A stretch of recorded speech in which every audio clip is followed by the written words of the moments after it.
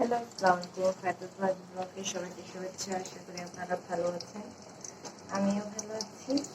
তো আজকে আমি যেহেতু রান্না করতে বসেছি, পাবদা মাছ রান্না করব। তো আগে আমি পেঁয়াজটা লাল করে নিচ্ছি। কে কীভাবে রান্না করে, সবাই সব রকম রান্না করতে পছন্দ করে, আমিও তাই। আজকে অন্যরকম করে রান্না করতে ইচ্ছে করেছি, তো অন্যরকম করে রান্না করছি।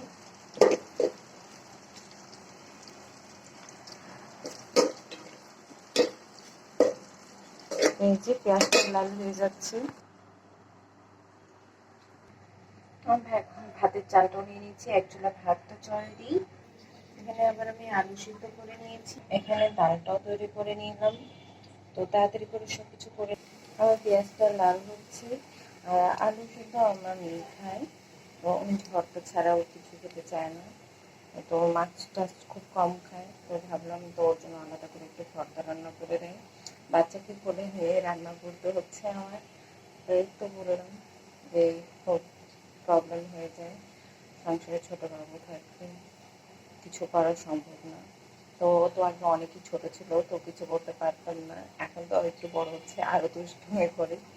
তারপরে ভাবলাম যে না, কিছু তো করি। বাবুকে কোলে নিয়ে যে রান্না করতে এসছি। এই যে পেঁয়াজটা লাল হয়ে গেছে, আর পেঁয়াজ লাল করে কিন্তু খুব মজাই হয় খেতে, মাছটা খেতে। তো আমি এখন হালকা একটু আরও পেঁয়াজ দিয়ে দিলাম, বাটা পেঁয়াজ। এখন এটা একটু সুন্দর করে ভেজে নিতে হবে। তারপর রসুন বাটা দিয়ে দেবো, সব মরিচ মশলা দিয়ে দেবো।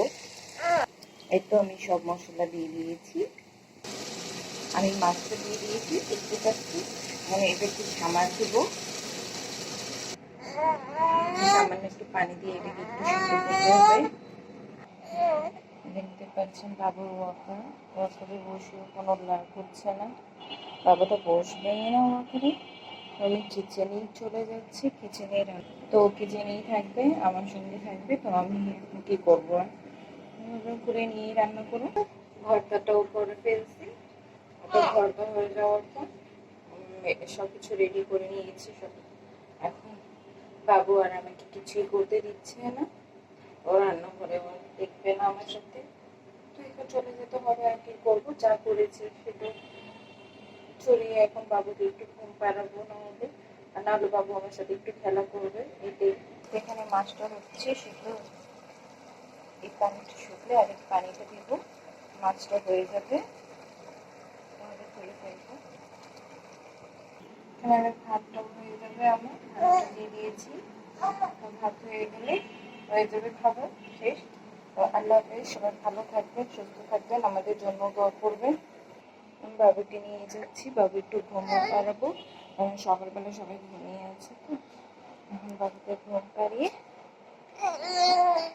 কাজটা করতে হবে। আল্লাহ হাফেজ, সুস্থ থাকবেন।